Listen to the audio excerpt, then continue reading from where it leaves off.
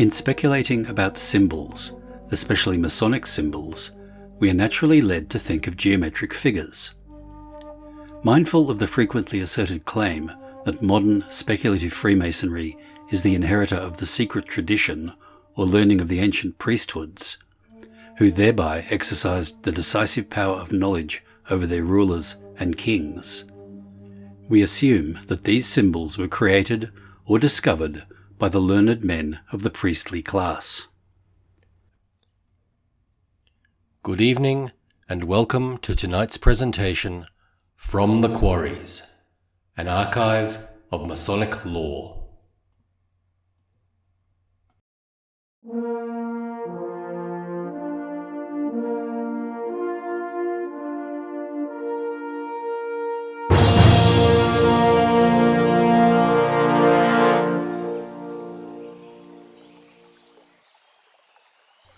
While that is undoubtedly true of many of the more complex and theoretical figures developed by ancient geometricians, a little more speculation should lead us to the realization that the most ancient, the most primitive geometrical symbols used by Homo sapiens were discovered and developed by ordinary men for very practical reasons.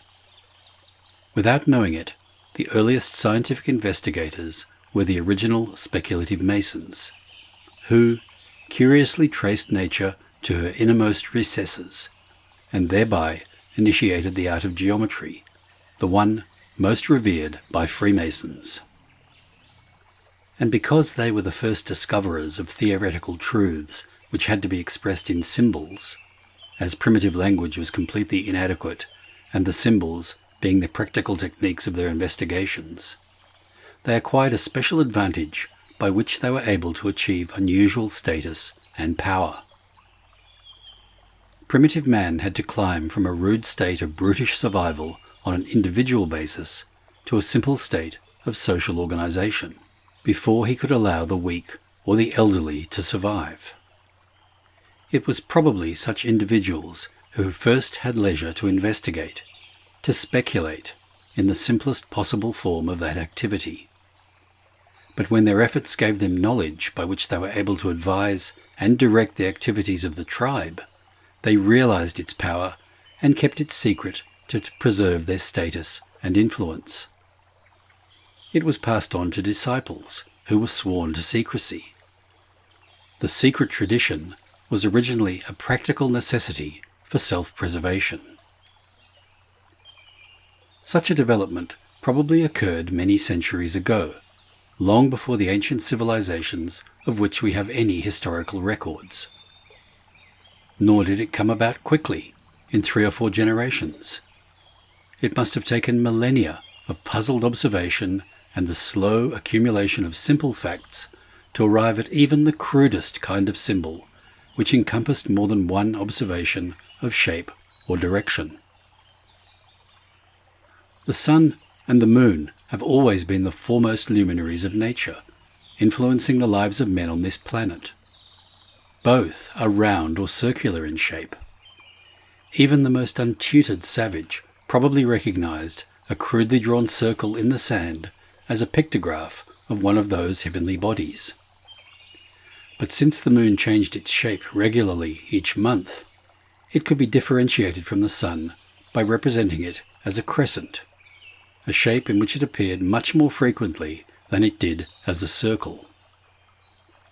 The circle, therefore, became the universal symbol of the sun, because it was always round when it could be observed, and because it was obviously the one great heavenly body which brought life-giving light and warmth for the growing seasons. It became the first great object of wonder, cosmic fear, and adoration. In other words, it was man's first god, and the symbol of the sun, the circle, became the first representation to denote the divinity that shapes our ends. But when the organization of human societies, even in their simplest state, made possible the survival of some of the physically weaker and elderly members of such groups, a leisure class came into existence, which had time to observe the natural phenomena more closely, to investigate the immutable laws of nature, to speculate. One of the earliest observed phenomena of the sun was probably its gradual change of position on the horizon at its rising and its setting. But not until this change of position was studied and noted with something akin to exactness, or a scientific method, did primitive man derive some useful knowledge from his observations. Among the oldest relics of man's initial science, the observation of the sun, are crude markings on stone which depict the arc of a circle, formed by points of the rising or setting of the sun between the summer and the winter solstices. Such an ancient monument as that at Stonehenge in England is a highly refined and sophisticated representation of such solar observations. Yet it is comparatively modern. While it must have taken long periods of time to develop such a simple representation of the sun's journey from season to season, try to imagine the superstitious awe and wonder of the primitive sun gazers when they began to realize that the circular sun was drawing a great circular arc on their Earth's surface, that the great sun god was recreating his shape right before them. And when they had amassed enough information to realize that the sun, in its rising and setting, always turned in the other direction at a definite time, repeated annually, they not only had knowledge which determined the beginning and end for certain seasons, they had unlocked a secret of nature, which gave them power to advise and to regulate the lives of their neighbours and tribesmen. They had learned the hard way that knowledge is power, and to preserve that power they made it a secret among those who had been chosen to search for light. The circle, therefore, became the first and the oldest symbol containing wise and serious truths for the initiated. Probably one of their first achievements was to predict the summer and winter solstices. Undoubtedly, they made those days significant and sacred. They became a priestly class. With their secret knowledge, they established the earliest religious festivals, which Masons still observe as St. John's days. If this speculation is reasonable, we conclude that the circle was the first geometric figure constructed by primitive man. It was not merely a drawing, it was literally a construction, resulting from arcs eastward and westward from a central point of observation. Curved segments which resulted from joining the points which marked the sun's daily rising and setting from one solstice to the other. If the central point of observation had been fixed by a pole or a solid stone pillar, the shadow cast by the pillar from hour to hour gave the primitive observers a series of straight lines, by which they could construct a whole circle of dots equidistant from the central point of observation. What made the circle so sacred and mystic a symbol was the fact that it was a construction, not a mere representation of a shape, as if the fiery Lord of the sky had revealed himself to the children of men, and thereby unlocked other secrets for the initiated to discover and to guard.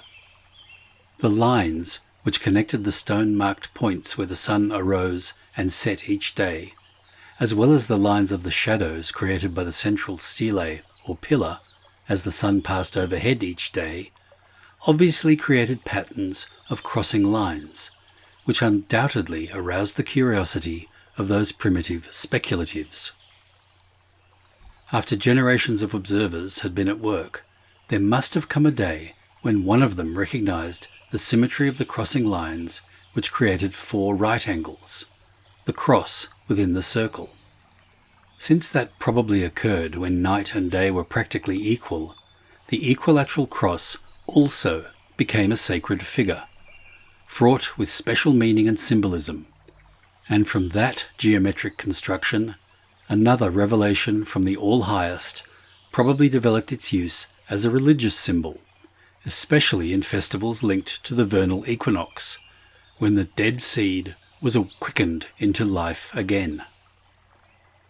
But the equilateral cross, one may surmise, was the second fundamental geometric figure constructed by the primitive observers of the sun. It resulted from their representations on the Earth's surface of the lines drawn by the sun god himself, as he moved from east to west or cast a shadow from the central point of their simple solar observatories. As a figure, it probably first suggested the concept of space, especially as a direction. An equilateral cross drawn in a circle immediately suggests the directions in which natural phenomena take place, like the sun's passage across the sky, or the directions from which the four winds of heaven blow. As a simple but as yet undefined compass, it was a useful tool of knowledge, whose practical applications were veiled from the uninitiated, who were given mystical and supernatural explanations of the cross's meanings. It was known all over the world, in the most primitive societies, from northern Europe to India, from China to the steaming jungle civilizations of Central America. Its frequent appearance in the religious symbolism of the Toltec and Aztec Indians of Mexico frightened the Roman priests who followed Cortés to the conquest of Tenochtitlan, and one of the principal reasons why they ordered the destruction of so many of the artifacts and records of those civilizations was their fear of a pagan cross. The cross assumed a myriad of forms, many of them having a speculative or religious symbolism, from the so-called Latin cross, which is the cross on which Jesus was crucified, to the swastika, initially a good luck amulet, to the Lorraine cross with double or triple traverse, a symbol familiar to Masons of the Scottish Rite. One writer has identified 385 different crosses, but the majority of them have little interest except for those engaged in the decorative arts and the science of heraldry. Most writers on the subject agree that the equilateral cross, like the circle, the line, the crescent, and the triangle, forms so simple and natural a geometrical figure that it must have been one of the earliest geometrical constructions which primitive man stumbled upon as a representation of the principal directions of space: the earth, the sky, the rays of light, the wind, etc. It naturally became a symbol of man with outstretched arms, of birds on the wing, of a double-headed hammer, of the bow and drill for making fire. But as part of the esoteric knowledge of the most primitive scientists, the observers of the sun, it contained more meaning than a simple pictograph. It embodied concepts of radiation or space. As a symbol of the rays of the sun, it veiled knowledge of the use of these lines in solar observations, and became a symbol of the tree of life, on which depended the death and renewal of life resulting from the annual changes in the seasons. However, if primitive man, by simple geometric constructions, discovered the knowledge whereby he could predict the solstices by the circle of stones of his solar observatories, sooner or later he must have run into the problem of measuring time, i.e., how to count by using units of time. The day was undoubtedly the first unit he used, since the sun automatically measured it for him, and the sun was the object of his study and veneration. A day, moreover, was a lapse of time which he could remember in his first attempts to classify and to store information for future use. But it is extremely doubtful that he originally had either the language or the mental capacity to count quantities as large as the number of days between the summer and winter solstices, even though he had arranged a stone for each day on the solar circle which he had laid out on the ground. He had learned by generations of observations that when the rising sun touched one end of the arc, it was the first day of summer, and that when it touched the other end, the sun would turn again and seek each day a more southerly point of arising. But that he had a language of numbers by which to express that extent of the passage of days one may seriously question. We know, however, that primitive man used numbers to indicate quantities, but the records they have left on stone suggest an ability to use only the simplest, the rudimentary numbers suggested to them by the 10 fingers on their hands and the 10 toes on their feet. Among the chiselled records on stone, the numbers found most commonly are 5, represented by 5 strokes attached to a stem, the hand, and a rake-like figure consisting of a bar from which descend 7 short strokes, a representation of the number 7.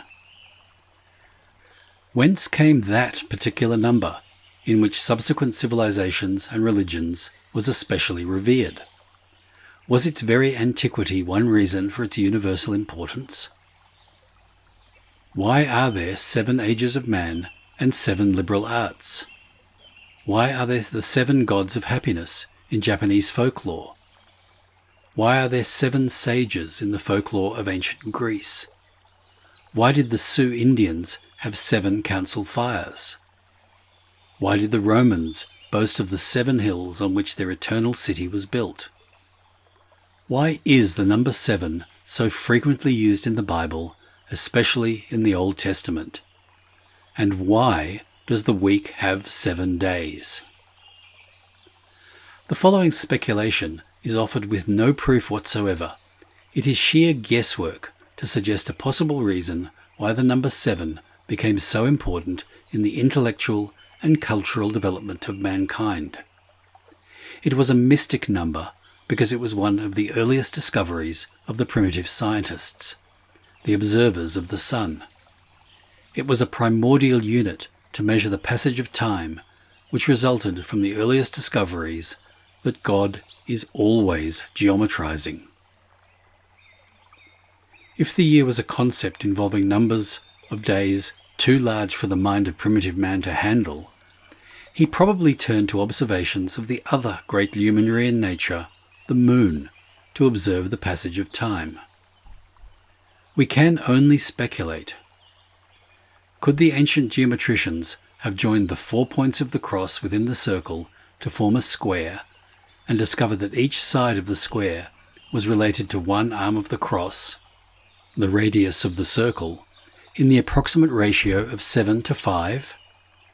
If so, they had made the first crude application of the Pythagorean formula, but at the same time discovered that the perimeter of the square measured 28 units, the duration of the lunar year in days. The square having 4 equal parts of 7 units, the phases of the moon divided the lunar year into 4 equal parts of 7 days, or a week. By speculating on the long and agonizing process by which primitive man developed his intellect and spiritual insights, imperfect as they still are, modern Masons may increase their respect for man and his potentialities. So mote it be.